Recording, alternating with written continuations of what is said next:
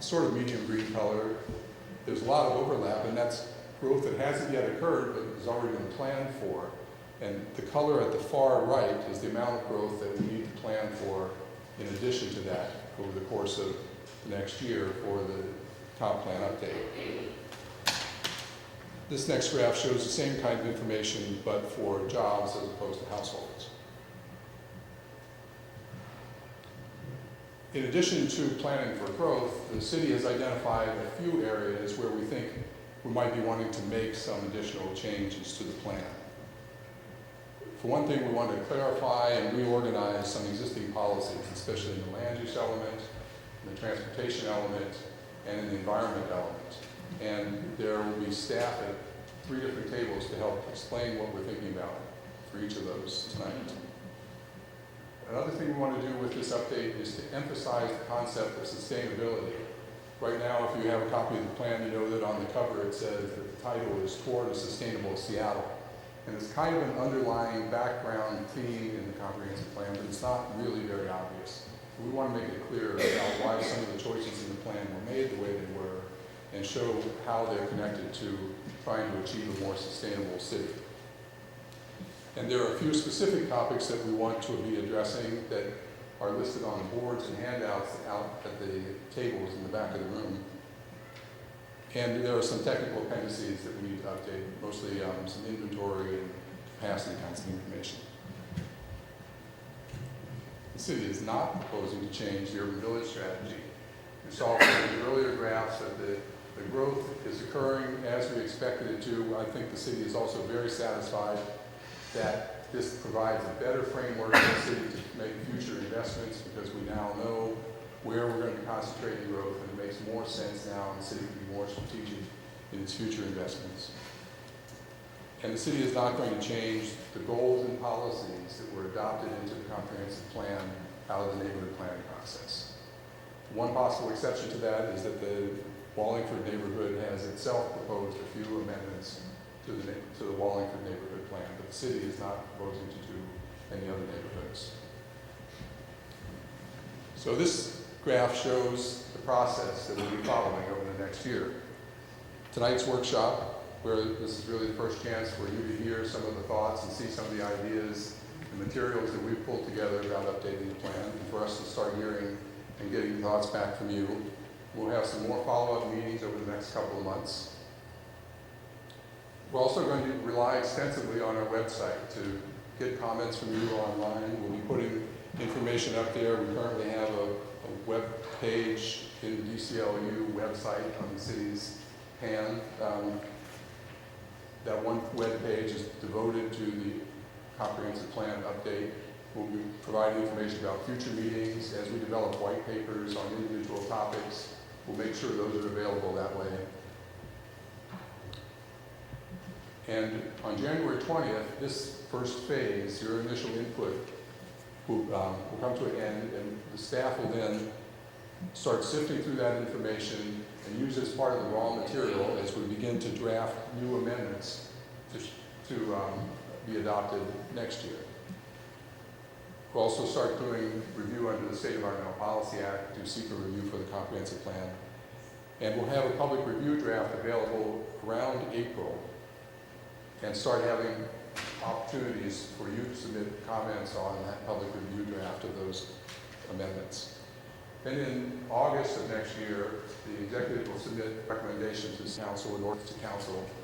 And in the fall, probably actually September, council will be holding a public hearing on the comprehensive plan amendments. And we'll adopt the amendments in fall next year. So I want to make sure you have plenty of time to get back to the resource tables and talk to staff there. But if you have any general questions about this background or process, I can probably take a couple of those. I have a question. In the comp plan, it talks about jobs and housing, and it tracks projections for residents, for households, number of jobs. But one thing I noticed it doesn't have is visitors. And there's about 10.5 million current yearly visitors to Seattle, and projected to be about 12 million or so in the future. I'm just wondering how, just in general, does the comp plan accommodate that massive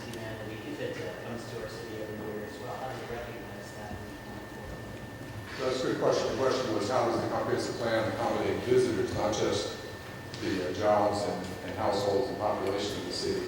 And I guess the most direct answer is that the comp plan doesn't really do that. That its primary focus is to show how we can accommodate the permanent growth that's going to be occurring in the city. So the people who live here and the jobs. A lot of those jobs are serving people who are visitors. And so to some extent, the hotels and some of the entertainment facilities that are developed to provide jobs to our residents are addressing visitors, but there is no other way that we get to that. Tom, could you explain briefly the process of coming up with the actual growth, housing and job numbers, and how that's negotiated with the county? Did you say briefly? Or as long as it takes. I'm just saying that the State Office for Financial Management provides population estimate, population forecast to each county. And then within the county, it's up to the county and its cities to determine how that population gets distributed. But that is the amount of population that must be accommodated over the next 20 years in the county. And in King County, the city of Seattle negotiated with other jurisdictions and looked at growth trends, looked at where existing zoning capacity exists, also looked at where transit service currently exists, and sort of at the willingness of other jurisdictions to step up and take growth in the city. And those other jurisdictions determine what the appropriate split among all the cities ought to be for their future planning efforts. So that's been decided. Because you saw that graph where things offset a little bit, the numbers and finally said that it's something like 50,000 households over the next 20 years and about 90,000 jobs over the next 20 years. Accepting that level of growth is fairly modest objective. I'd like to follow up on Stephen Lundberg's question to Mr. Dietrich. Does the plan scope include question of funding, how we can pay for the maintenance of our infrastructure, how we can allocate scarce lane space, how we can improve our transportation infrastructure and buy more transit service? And it seems like legislative change. The comprehensive plan doesn't make those decisions about how funding can be generated to pay for those facilities. Transportation costs are very constrained. Or revenue is certainly constrained. Right. I mean, what is the plan for the cost of getting this green? One of the major things we're trying to do with the transportation element this time is to be a lot more directive about choices. Bill mentioned before that he counted, he's the only person I think who's counted policies in the comp plan. And he said we have a lot of goals and policies, but there aren't a lot of choices. And one of the things I want to do with the transportation element is a little bit about set priorities so that it's not going to make money up here, but it might help make future decisions a little easier because there'll be clearer guidance, especially on the transportation side. This has to be the last one. If that's the case, then wouldn't it be appropriate, following up the last question, to overlay the plan with a fiscal note, a budget, a fiscal impact statement, so that the public has a clear understanding of not only the benefits but the costs that may be entailed in the planning?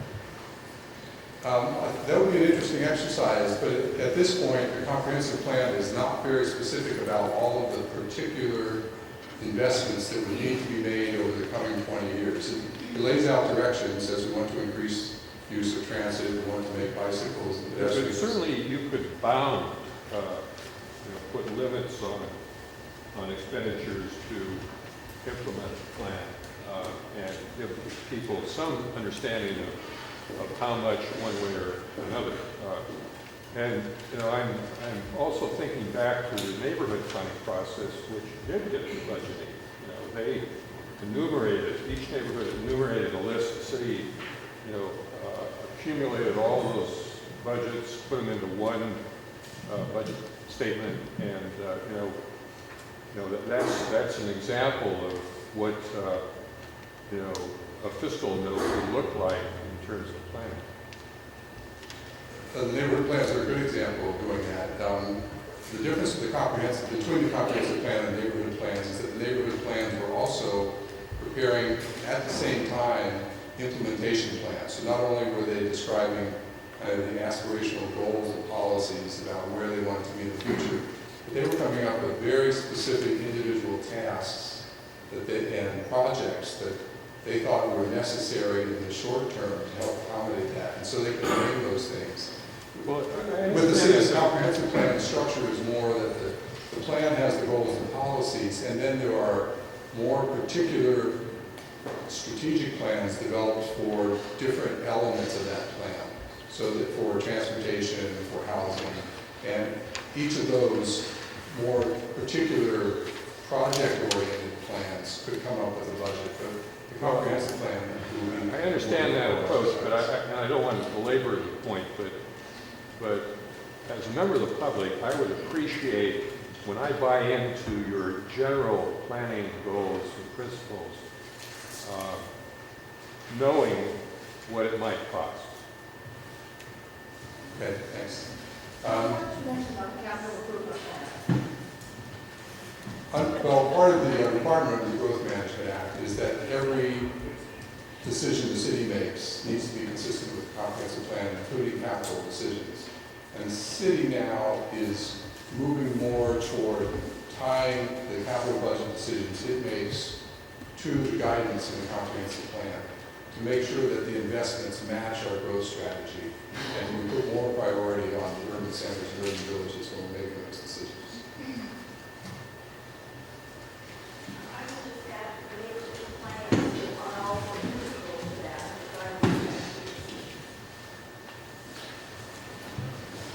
So, thanks for your attention, for your questions. I hope you can join staff back at the resource tables and have some literature.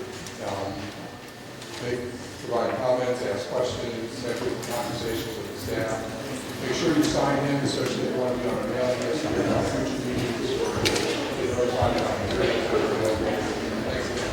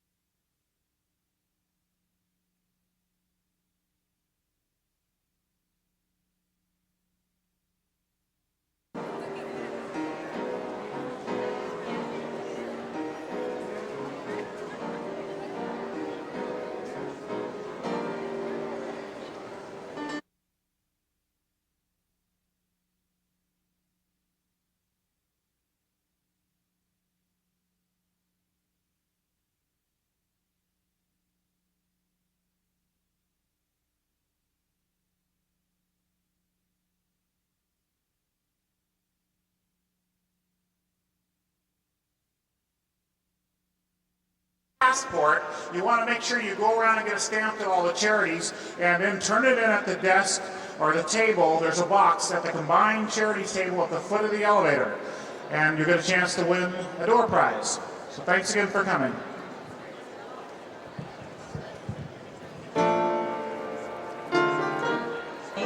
Before he gets here for his presentation. I wanted to welcome you to the City of Seattle Combined Charities campaign. We are here to capture your heart. Let it sing, let it laugh, let it feel the joy of giving. This year we have showcased a variety of city employee talent to help us highlight the importance of charitable giving and to encourage employees to donate to the charity of their choice. We have done a campaign video, which I think you will enjoy when you get to your department campaign events, and there will be a number of performances on there that I hope you will enjoy as well.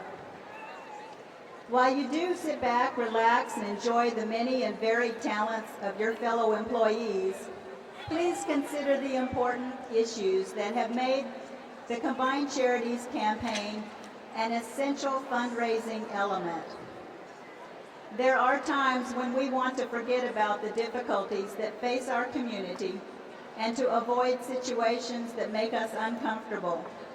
Yet there are individuals in our neighborhoods who need our help, and there are issues of concern that will affect our children and their children. Listening to a brooklet in the woods, hearing the laughter of happy, healthy children, sharing the sunshine and good times together. Whether it be children and home, arts and education, or health and the environment, please listen to the song that is in your heart and consider where your contributions can do the most good. There are many methods to address the problems that are facing our youth today. Some of the most exciting and innovative approaches incorporate the arts and utilize individual creativity to help families and youth find the answers they need. Children need the support of others to effectively face the challenges confronting them in society today. Assistance is available from birthing issues to gang violence, from cultural differences to language biases, and from drug problems to alternative care. Please check your Combined Charities catalog for a charity that addresses your concerns. As individuals, we often encounter situations that are challenging to address.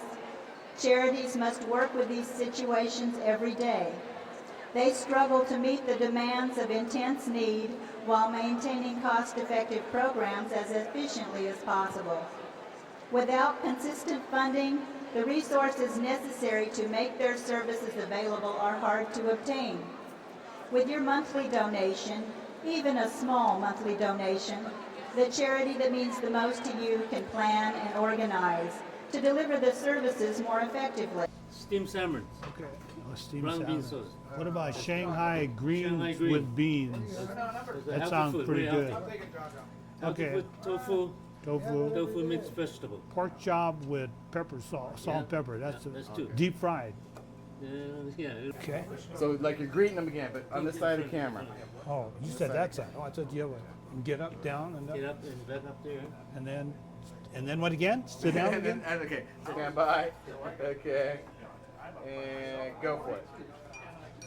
Milton, how you doing, man? Hi, good. Good. Good to How's, see how's you. business? This is okay. Oh, good. What's special today? What do you got? Looks good. That's all. Steamed salmon, Steamed salmon. steamed black carp with black Oh, beans. yeah. Deep fried fresh smell. Okay. Snap peas with beans. Deep ocean With smell, beans. not the Columbia. This is better. Oh, this is ocean. The Yeah. ocean, not the Columbia rivers. Okay. Hi. That's stir fry right here. Excellent. Two one chef.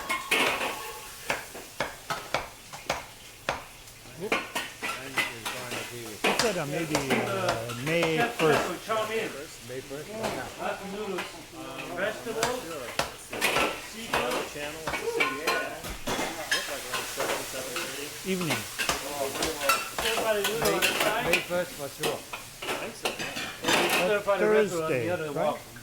May 1st is a Thursday. Only one thing. May 1st is Thursday. Next Thursday. Let's do the noodles. A week from Thursday. Crispy Hong Kong style.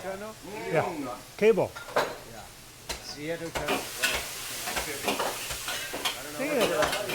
The ingredients: vegetables, Shanghai green, barbecue pork, squid, and shrimp.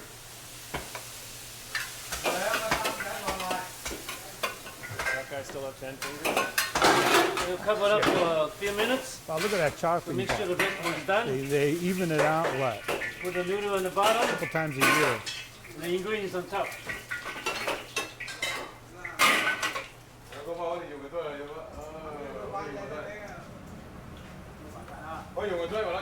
Take about a few minutes before it's ready. We better move out of the So way. the He's cooking swinging time, it the over. cooking time is probably about 5 to This is 7 they have a minutes. little Now this gentleman seating area is down going to below. deep fry here. And Move a little bit. every Thanksgiving season, the Saturday after Thanksgiving is when I bring my whole family, and we're all Deep fried shrimp. Deep downstairs fried prawn. instead of cooking In the batter and big turkey Lion dinners. oil. We come out. That's been a tradition. This is one of those restaurants I used to come to when I was very, very, very young. look at the other dish is almost ready. I remember coming here. It's ready. Early 70s. Yeah.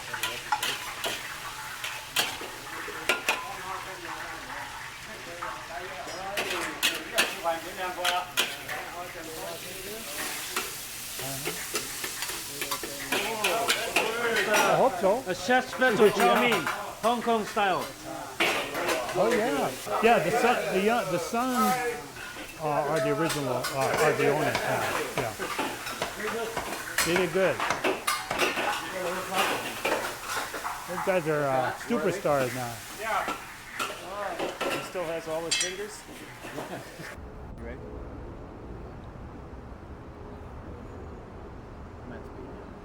Okay. You ready?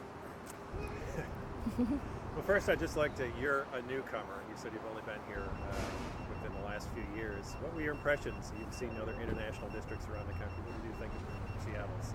Well, I grew up in Portland, and Portland's definitely a smaller Chinatown community. It's definitely not such a internationally district, not really a real mix of Asian groups other than Chinese. So when I first came to the National District, I actually didn't know where it was because I said, well, I know where Chinatown is, but I don't know where International District is. And it was only after I really spent some time here that I realized it was pretty incredible how many different ethnic groups had sort of come, built some businesses here.